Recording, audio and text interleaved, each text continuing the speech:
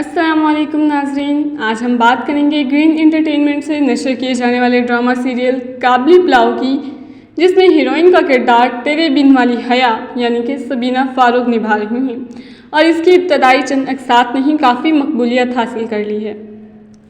ناظرین، یہ کہانی ہے ایک افغان مہاجر کم عمر بیوہ کی جس کا بھائی جنگ کی وجہ سے معذور ہو گیا ہے۔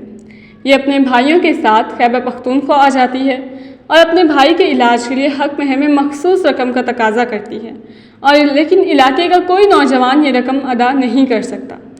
ایک سابق ادھیڑ عمر کاروباری شخصیت حاجی صاحب، جنہوں نے اب تک شادی نہیں کی، اپنا سب کچھ بہن بھائیوں کے نام کر کے اور چھوڑ چھاڑ کر اللہ کی راہ میں نکلتے ہیں۔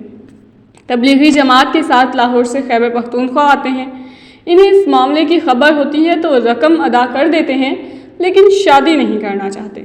وہ لڑکی بضد ہے کہ اگر شادی کرے گی تو اسی شخص سے، اور آخرکار حاجی صاحب کو اس سے شادی کرنا پڑتی ہے۔ ناظرین، اس کہانی میں بے جوڑ رشتے کی محبت دکھائی جائے گی۔ حاجی صاحب اور باربینہ، جن کی عمر، زبان اور تہذیب و ثقافت ایک دوسرے سے یکسر مختلف ہیں، کیسے کریں گے وہ سماجی اور ثقافتی رکاوٹوں کا سامنا؟ حاجی صاحب اس کو گھر تو لے آتے ہیں، لیکن یہ شادی ان کے گلے پڑ جاتی ہے۔ ان کو اب نئے امتحان کا سامنا ہے کہ بظاہر تو اپنے گھر والوں کو یہ کہہ کر مطمئن کر دیتے ہیں کہ یہ محض کام کر کے بھائی کی گئی امداد کا قرض اتارنا چاہتی ہے، لیکن یہ راز بھی جلد ہی فاش ہو جاتا ہے۔ حاجی صاحب کا ایک دشمن جو پولیس میں ملازم ہے، باربینہ کے بھائی کو ڈرا دھمکا کر راز اگلوا لیتا ہے اور تمام راز فاش کر دیتا ہے۔ اب دیکھنا یہ ہے کہ اگلا کیا قدم اٹھائیں گے حاجی صاحب۔ کیا وہ دے پائیں گے باربینہ کو تحفظ، یا وہ ہو جائے گی حاجی صاحب کی پہلی منگیتر شمیم اور ان کے گھر والوں کی نفرت اور انتقام کا شکار، یا پھر گھر والے کر لیں گے اس کو قبول؟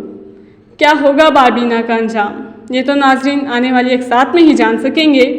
لیکن ناظرین، یوں محسوس ہوتا ہے کہ اس ڈرامے کی مقبولیت سے پاکستانی ڈرامہ واپس اپنے اس معیار پہ گامزن ہے جہاں ناظرین پورا ہفتہ آنے والی اقساط کے منتظر رہتے تھے، اور یقیناً یہ تبدیلی انڈسٹری کے لیے خوش آئند ہے۔